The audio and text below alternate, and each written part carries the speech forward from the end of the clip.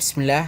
أولا السلام عليكم ورحمة الله تعالى وبركاته. لما أصحابتك وحنا تنا يوتيوب كان كورس أوفيشال وحايدين لي حبيب ونكسن إن شاء الله عاو حنقاضينا 10 كوات مادة عافماتك gaar ahaan maadada farmacology-ga insha Allah qaybta farmacology-ga waa maado aad u ballaaran oo aan la soo koobi karin inta badanna waxay ka hadashaa toolska daawooyinka ay yeelan karto haday noqon lahayd daawada magaceeda asalka daawada meel ay ka imaatay daawooyinka qaabka inta u qaybsamaan iyo sidoo kale waxyaabo badan aan soo koobi karin waxaan qaadan doonaa caawa insha Allah cutub koowaad ayaan qaadan doonaa intaan ka gaarno hordhaca maadada farmacology-ga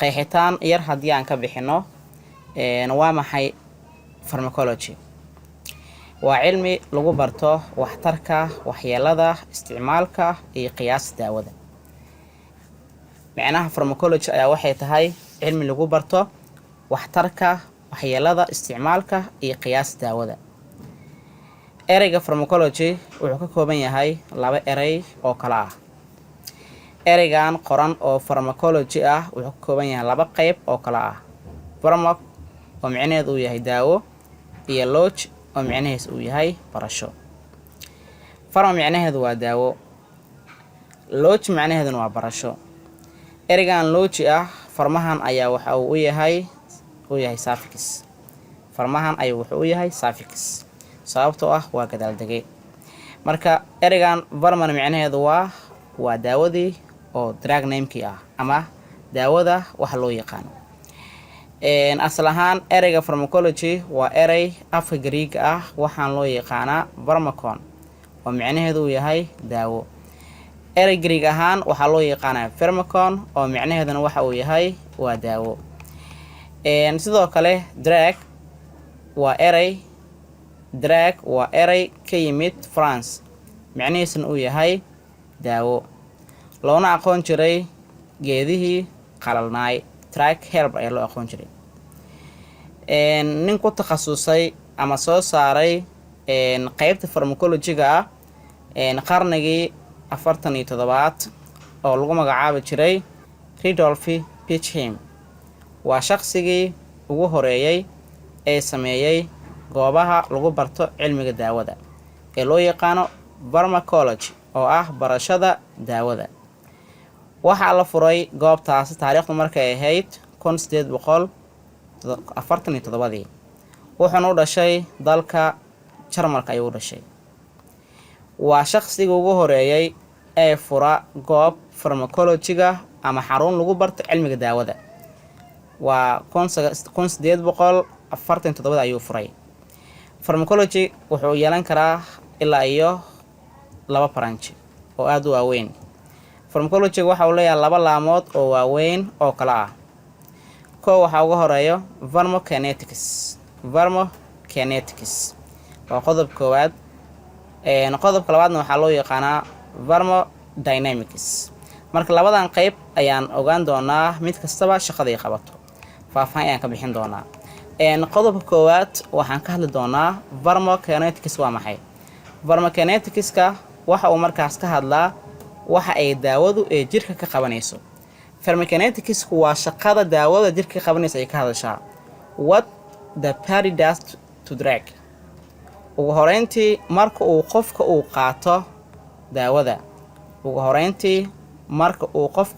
daawada jirka daawada waxa ay markaas ka samaysaa 4 marxaladood oo kala ah marka afarta qaab waxay kala yihiin absorption oo ah nuugid in daawadii jirka ay nuugto laba waxaa ku xigo distribution waxaa la dhahaa qaabka daawada jirka ugu baahayso ama baahitaan daawada ku sameynayso saddex waxaa ku xigo metabolism oo ah in daawadii lagu sameeyo jijibin ama burburin lambar 4 waxaa ugu dambeeyo excretion ama elimination oo ah qashin saarid marka afartan qaab ayay martaa daawada marka jirka ay gasho afartan hab ayay u gudbi kartaa mas afartan qaab ayay sameyn kartaa marka afartan qaab ayaa mid u sharxi doonaa marka waxa ugu horeeyo absorption waa maxay waa habka nuugista daawada kuna gasho dhiigga. Daawooyinka afka laga qaato ayaa lagu sameeyaa qaybahaas oo kale. Burburintaas waxaa lagu sameeyaa daawooyinka afka laga qaato. Waxaa qaadatay kaniiniga isticmaasho waa in la burburiyaa marka koowaad. Waxaan lagu burburinayaa qaybta ugu horeyso ee loogu tirigalay in lagu burburiyo shay kastoo afka laga qaato oo ah afka ay noqonaysaa marka shaygaas kastoo afka laga qaatay waa in la burburiyaa ama la jijibiyaa si ay u fududaato dheefshiidka inuu sii wato shaqadiisa si fududna u isticmaalo. Qodobka kale oo labaad, distribution waa habka ay daawadu ugu soo jirka, waxaana markaas xambaara dhiigga si uu markaas ugu baahiyo jirka. qaybtan waxay tahay waa habbaahin ama hab gudbin. Qodobka saddexaadna waxay tahay metabolism oo ah qaabka dheefshiidka. Waxa uu badanaa ka dhacaa beerka. Waxa kale uu ka dhici karaa meelo kale sida wuxuu ka dhici karaa plus dhiigu ka dhici karaa kidneys ama kidney wuxuu ka dhici karaa kaliyaha, sidoo kale wuxuu ka dhici karaa lungs oo sanbabada ah. Marka qaybahaas dhan waxay ka mid yihiin qaybaha qashin saaritaanka ay ka mid yihiin jirka. Metabolismku waa habka kiimikeed oo daawada looga dhigayo mid waxtar leh oo active ah.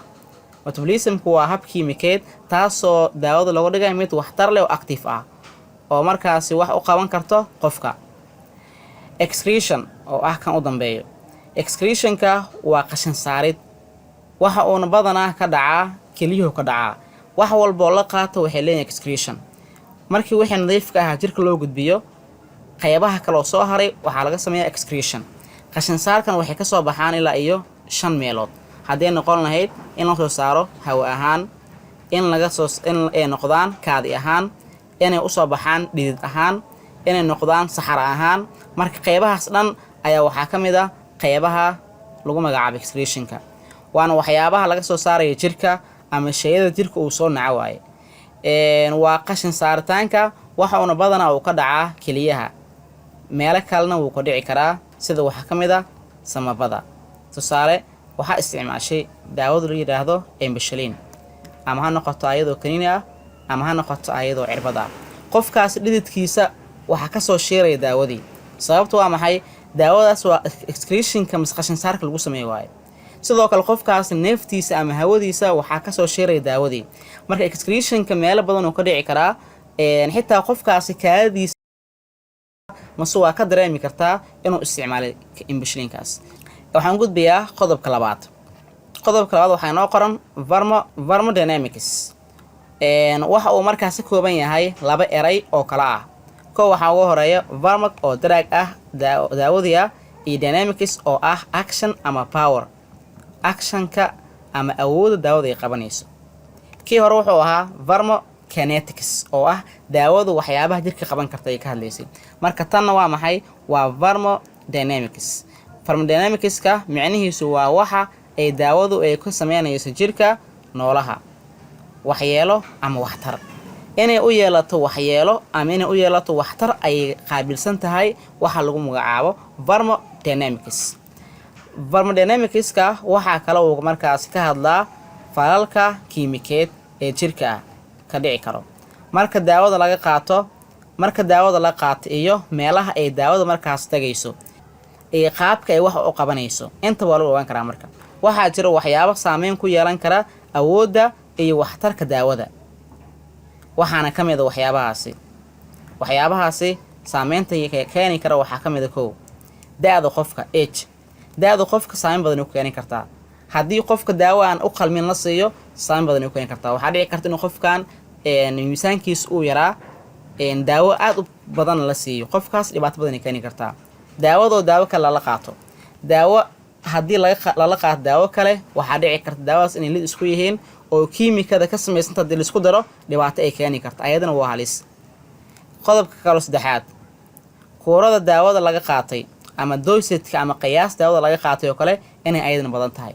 waxaa lagu soo qoray daawada dhakhtarka kuu soo qoray wuxuu kusoo siiyey la talintaasoo ah in daawada aad qaadatay 1x3 ama 2x3, ama waxaa lagu soo dhihi karaa inaad isticmaashid hal waqti. daawadii waxaa isticmaashay 3 waqti oo kale. halkaas waxaa ka dhalan kara marka waxa loo yaqaano overdose oo ah qiyaas badan.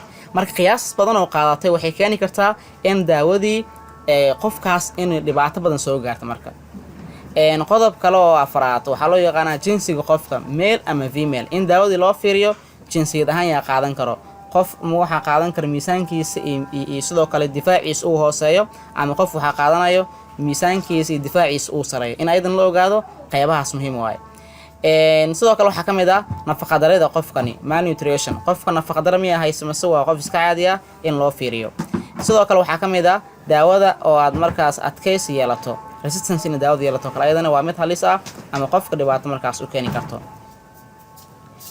kan u dambeeyana waxay tahay gene khaldamay oo ah genetic mutation ayadana way keeni kartaa in daawadii dhibaato badan jirka ay u keento inaan fahanteen waan filayaa qaybaha haddaan soo aqriyay insha allah cashirkan kiisa xiga waxaan ka bilaabi doonaa Vermouth Therapeutics hadduu saray uu saamaxo cashirka waxaa idiin soo gudbinaya anigoo ah Ustaad Cabdiwahaab Cabdi Maxamed channelka casharada kala socotaan waa aqoon kororsi official channelka hore waxaa ugu baratay maadooyinka scientific ah insha allah laakiin maadooyinkan caafimaadkan waa soo gelin doonaa haddii casharadan idin qanciyeen ama aad ka hesheena waxaan ka arki doonaa qaybta commentiga ee laagta insha allah wixii markaasi talo iyo tusaale ahna qaybta commentiga ku reeba casharadan iyo qaybo kale insha allah waa soo gelin doonaa channelka halkaas ayaan kusoo koobayaa usii gudbi asxaabtaada kale si uga faa'iidaystaan buuggan waan dhammayn doonaa insha allahu tacaala waa buug aad u weyn oo markaas maadada pharmacology ka hadli doono guud ahaanteeda